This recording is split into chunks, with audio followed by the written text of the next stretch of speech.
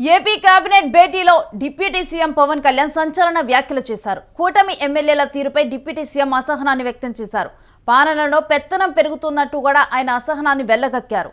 ఎమ్మెల్యేలు చెబితేనే పనులవుతున్నాయి అంటూ కూడా పవన్ కళ్యాణ్ ఎమ్మెల్యేల తీరు మీద ఇటు మండిపట్టం జరిగింది. చెప్పే గవర్నెన్స్ కు క్షేత్రస్థాయి పరిస్థితికి చాలా తేడా ఉందని కూడా పవన్ గుర్తించిన అంశాలను కూడా ఇక్కడ మాట్లాడుతూ ఆయన అసహనాన్ని వ్యక్తం చేశారు.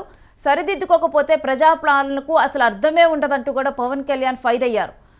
సీఎం జోక్యం చేసుకొని హెచ్చరించాలి అంటూ కూడా ఇక పవన్ కళ్యాణ్ ఇటు సీఎం చంద్రబాబు సమక్షంలోనే ఈ కేబినెట్ భేటీలో మాట్లాడటం జరిగింది. ఇక పవన్ కామెంట్స్ పై స్పందించారు సీఎం చంద్రబాబు. కూటమి ఎమ్మెల్యేలు ఎవరు తప్పు చేసినా ఇన్ఛార్జ్ మంత్రులు బాధ్యత తీసుకోవాలని కూడా సీఎం ఒక 5 ఎమ్మెల్యేలకు ఒక మంత్రి చొప్పును కూడా ఈ బాధ్యతలు ఇవ్వటం జరిగింది. మనం క్షేత్రస్థాయిలో మనం చాలా ఘటనలో కూడా మనం కనుక చూసుకుంటే అక్కడ చెప్తుంది సీఎం కానీ డిప్యూటీ సీఎం కానీ వీళ్ళు ఇచ్చే ఆదేశాలు అనేవి కూడా ఒకలా ఉంటున్నాయి. దాని కింది స్థాయికి వచ్చేసరికి ఎమ్మెల్యేలు ఇంప్లిమెంట్ చేయడం ఒకలా ఉంటుంది. కార్యకర్తలను కూడా కలుపుకొని పోని పరిస్థితులు నెలకొని ఉన్నాయి. సమన్వయం అనేది ఉండటం లేదు. టీడీపీలో ఉన్న నేతలకు కానీ లేకపోతే జనసేనలో ఉన్న నేతలకు కానీ ఎక్కడికెక్కడ వర్గాలుగా కూడా మారిపోయి ఈ సమన్వయ లోపాలతో కూడా పైన అధికారులు ఏం చెప్పారో అది పూర్తి స్థాయిలో కూడా కింది స్థాయిలో చేరటం లేదు. కింది స్థాయిలో అవి జరగక కూడా ఈ రకమైన ఒక ప్రవర్తన అనేది కూడా మనకి కనిపిస్తూ ఉంది. ఈ విషయం పవన్ కళ్యాణ్ దృష్టికి వెళ్ళటము, ఇక ఈసారి ఈ అంశం మీద చాలా సీరియస్ అయ్యి స్వయంగా కూడా సీఎం చంద్రబాబునే ఈ విషయం మీద గట్టిగా మాట్లాడాలి అంటూ కూడా కేబినెట్ భేటీలో పవన్ కళ్యాణ్ మాట్లాడటం జరిగింది. ఇక దీనికి సంబంధించిన డీటెయిల్స్ కూడా మా ప్రతినిధి కిరణ్ అడిగి తెలుసుకుందాం. కిరణ్, కేబినెట్ భేటీలో కూడా డిప్యూటీ సీఎం పవన్ కళ్యాణ్ ఇటు సీఎం చంద్రబాబు సమక్షంలోనే సీరియస్ అయినట్లుగా తెలుస్తుంది. గట్టిగా కూడా వార్నింగ్ ఇవ్వాలి అన్నట్లుగా కూడా సీఎం చంద్రబాబు ముందే మాట్లాడారు. ఆయన వార్నింగ్ ఇవ్వమని కూడా చెప్పారు. దీని మీద అసలు డీటెయిల్స్ ఏంటి? రేణు, నిన్న జరిగిన కేబినెట్ సమావేశంలో పవన్ కళ్యాణ్ సంచలనమైన వ్యాఖ్యలు చేశారు. కూటమి ప్రభుత్వం పొలిటికల్ గవర్నెన్స్ ఉండాలనే పదే చెప్తుంది, కానీ క్షేత్రస్థాయిలో పరిస్థితి భిన్నంగా ఉంది. చాలా చోట్ల ఎమ్మెల్యేలు మాత్రం చెబితేనే పనులు అవుతున్నాయి. దీన్ని సరిదిద్దుకోకపోతే భవిష్యత్తులో తీవ్ర పరిణామాలు ఎదుర్కోవాల్సి వస్తుందంటూ ఆయన సీఎం సమక్షంలోనే మంత్రుల కేబినెట్ భేటీలోనే ఆయన వ్యాఖ్యానించడం జరిగింది. ఏదైతే సీఎం స్వయంగా ముఖ్యమంత్రి చంద్రబాబు నాయుడు జోక్యం చేసుకోవాలని, పార్టీతో సంబంధం లేకోకుండా కూటమి ఎమ్మెల్యేలను గట్టిగా హెచ్చరించాలని ఆయన సీఎం ను కోరారు.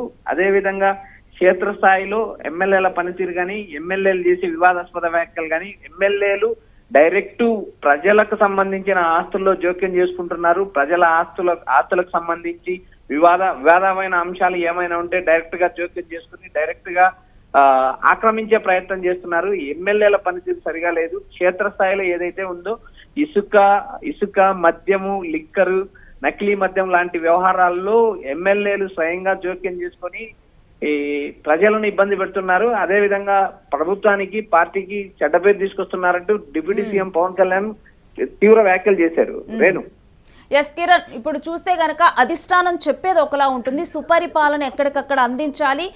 ఏదైతే ఇతర పార్టీలు ఇప్పుడు ప్రజెంట్ ప్రతిపక్షంలోకి వెళ్ళిన పార్టీలు తప్పు చేసి అక్కడికి చేరారో మనం ఆ తప్పులు చేయకూడదు. ఇంకా అసలు ప్రతిపక్షానికి స్థానమే ఉండకూడదు. మనమే నెక్స్ట్ కూడా అధికారంలోకి రావాలని చెప్పి చంద్రబాబు పదే చెప్తున్నారు.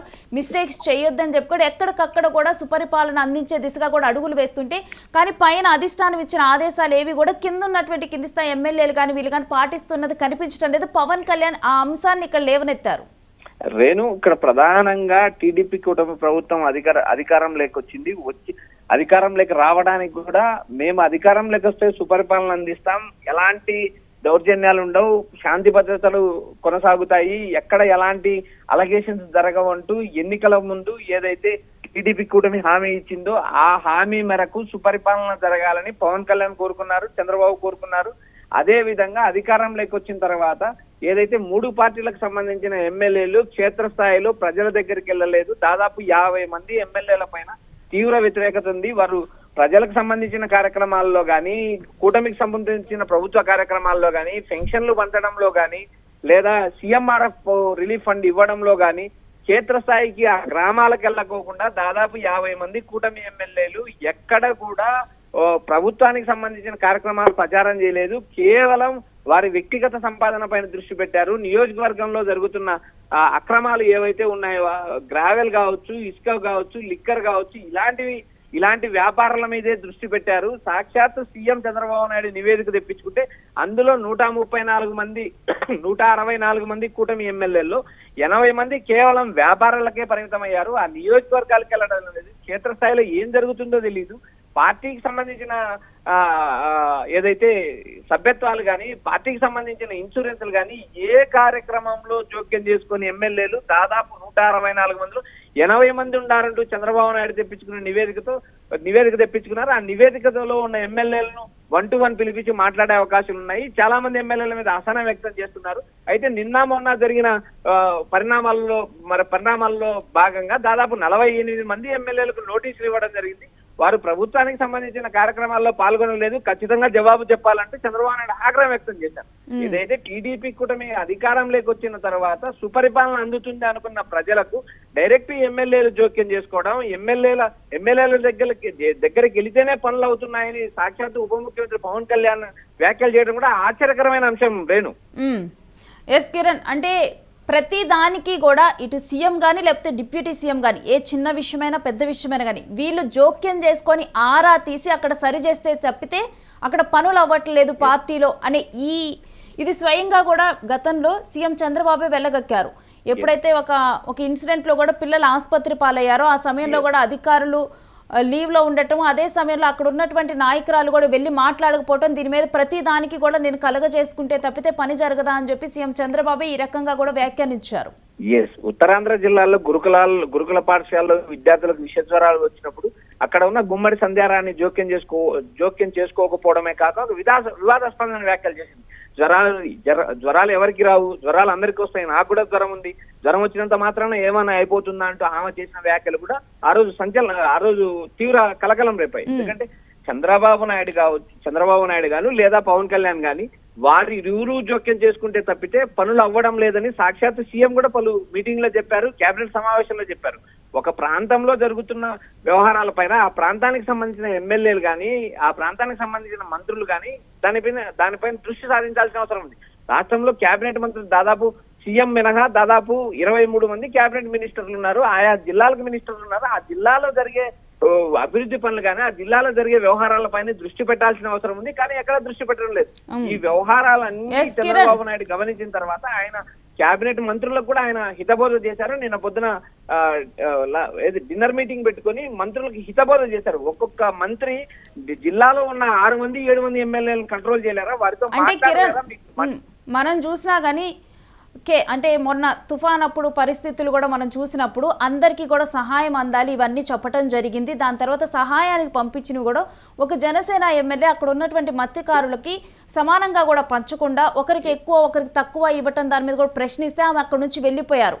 ఈ విధంగా కూడా ప్రతి దగ్గర కూడా ఎవరో ఒక ఎమ్మెల్యే తీరు మాత్రం చర్చనీయాంశంగా మారుతుంది. లేకపోతే ఆ నియోజకవర్గంలో వాళ్ళు ఉండకపోవటం కానీ ఏదో ఒకటి ఎమ్మెల్యేల మీద కంప్లైంట్స్ వస్తూనే ఉన్నాయి. అండ్ ప్రతిసారి కూడా ఒక భేటీ జరిగినా, అసెంబ్లీ సమావేశాలు జరిగినా కానీ సీఎం చంద్రబాబు ఎమ్మెల్యేలను ఉద్దేశించి ఆయన వార్నింగ్లు కానీ హెచ్చరికలు కానీ చేయాల్సిన పరిస్థితే ఉంటుంది ఎప్పుడు కూడా. రేణు, మంచి ప్రశ్న. దాదాపు మనం 18 నెలల కూటమి పాలనలో వరుసగా అసెంబ్లీ సమావేశాలు జరిగినప్పుడు కానీ, కేబినెట్ సమావేశం జరిగినప్పుడు కానీ, మీడియా ద్వారా కానీ, మనం యూట్యూబ్ ద్వారా కానీ ప్రజలకు సమాచారం అందిస్తున్నాము.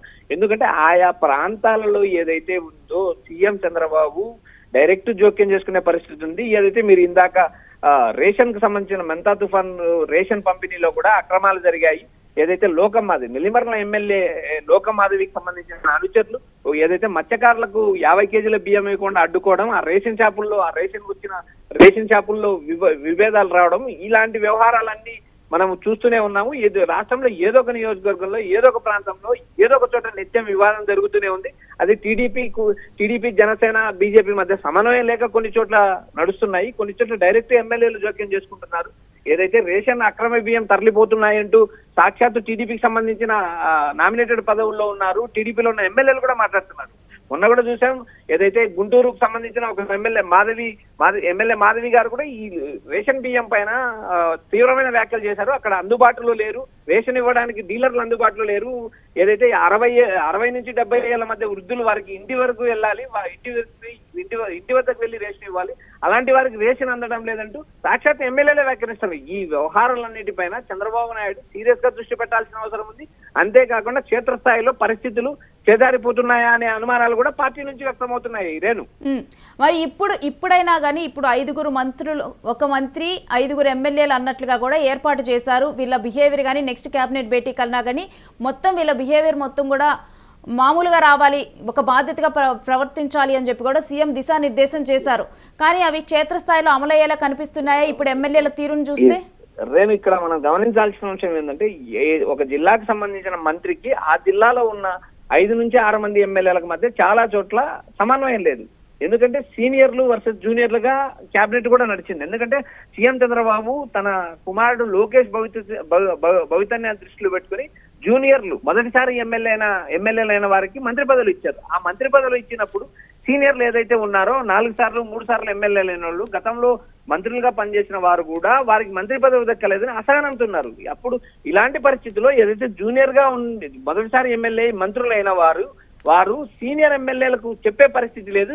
వాళ్ళు మీటింగ్ కు పిలిచినా వచ్చే పరిస్థితి కూడా లేదు. ఎందుకంటే ఫర్ ఎగ్జాంపుల్ రాయచోటికి సంబంధించిన రామప్రసాద్ రెడ్డికి మంత్రి పదవి ఇచ్చారు. అయితే ఆ జిల్లాకు సంబంధించిన చంద్రబాబు నాయుడు జిల్లాకు సంబంధించిన సీనియర్ ఎమ్మెల్యేలు మంత్రి పదవులు చేసిన వారు, ఫర్ ఎగ్జాంపుల్ నల్లారి కిరణ్ కుమార్ రెడ్డి తమ్ముడు నల్లారి కిషోర్ రెడ్డి కావచ్చు, లేకపోతే పలమనేరు ఎమ్మెల్యే అమర్నాథ్ రెడ్డి కావచ్చు, ఇలాంటి నేతలందరూ మంత్రి రామప్రసాద్ రెడ్డి మీటింగ్ కు పిలిచినా వచ్చే పరిస్థితి లేదు. ఎందుకంటే టీడీపీలో మేము సీనియర్లము, మేము 40 ఏళ్ల నుంచి పార్టీ జెండా పట్టుకున్నాం, మొదటి నుంచి పార్టీకి కాపు కాసిన వారికి మాకు మంత్రి పదవి దక్కలేదంటే ఆవేదన ఉంది. ఇలాంటి వ్యవహారాలన్నీ అధిష్టానమే చక్కదిద్దాలి. ఏదైతే జిల్లా మంత్రులతో పాటు ఏదైతే చంద్రబాబు నాయుడు నియమించిన 3-మెన్ కమిటీ ఉందో 3-మెన్ కమిటీతో సమన్వయం చేసుకోవాలి. ఇలాంటి వ్యవహారాలని క్షేత్రస్థాయిలో సరిదిద్దాలంటే దానికి చాలా టైం పడుతుంది. వచ్చే కేబినెట్ లోపు ఈ వ్యవహారాలని సర్దుమణుగుతాయని మనం ఇప్పుడు చెప్పలేని పరిస్థితి ఏర్పడింది. Renu, right, thanks for the details Kiran. ఇక కూటమి ఎమ్మెల్యేల తీరుపైనైతే డిప్యూటీ సీఎం కూడా అసహనాన్ని వ్యక్తం చేశారు. పాలనలో పెత్తనం పెరుగుతుందంటూ కూడా ఆయన అసహనాన్ని వెళ్ళగక్కారు. ముఖ్యంగా కూడా ఎమ్మెల్యేల తీరు మీద అయితే ఆయన అసహనాన్ని వెళ్ళగక్కి డైరెక్ట్గా కూడా సీఎం చంద్రబాబునే వార్నింగ్ ఇవ్వండి, వీళ్ళ ప్రవర్తన చక్కబెట్టండి అంటూ కూడా చెప్పడం జరిగింది. ఎమ్మెల్యేలు చెబితేనే ఆ నియోజకవర్గాల్లో కానీ అక్కడ కానీ పనులు అవుతూ ఉన్నాయి, ఈ విధంగా కూడా ఎమ్మెల్యేలు ప్రవర్తిస్తూ ఉన్నారనేది కూడా, ఈ విధమైన ప్రవర్తన కనుక సరిదిద్దుకోకపోతే అసలు ప్రజాపాలనకే అర్థం ఉండదు అంటూ కూడా పవన్ కళ్యాణ్ చెప్పారు. ఇక ఈ విషయం మీద కూడా ఇక సీఎం చంద్రబాబు కూడా మాట్లాడటం జరిగింది. పవన్ కామెంట్స్ మీద కూటమి ఎమ్మెల్యేలు ఎవరు తప్పు చేసినా కానీ ఇన్ఛార్జ్ మంత్రులే బాధ్యత తీసుకోవాలని కూడా సీఎం చెప్పారు.